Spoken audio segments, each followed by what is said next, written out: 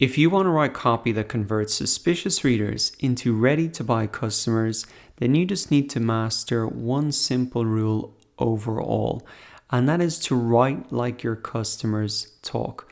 All you need to do is take the pain points and desires that your prospects talk about and write them into your sales pages, emails, or blog posts.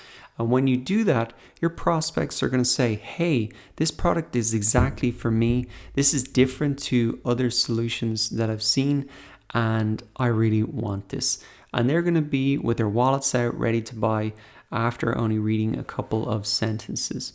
Now, the question is, how do you understand their pain points and desires? And you can use one of these 4 simple strategies to do that. 1 is customer surveys. 2 is reviewing social media, Facebook groups, Reddit, Instagram, Twitter, etc.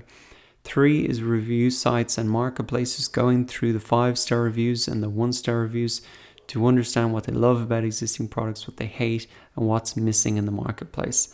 And finally, doing customer interviews over Skype or the phone to really dig deep and understand what is holding them back and what solutions that are out there aren't working for them. And that gives you the opportunity to create something that is a unique selling proposition and include that into your copywriting. Now, we've gone through how to do all of these 4 strategies in the market research section of the course. So I'm going to put a link in the description so you can go back and look at that if you haven't. But as a reminder, I just wanted to say in this lecture that there's nothing more powerful in marketing than understanding a customer's pain points and desires. And because copywriting is just salesmanship in text form, it's so important to return to this as well.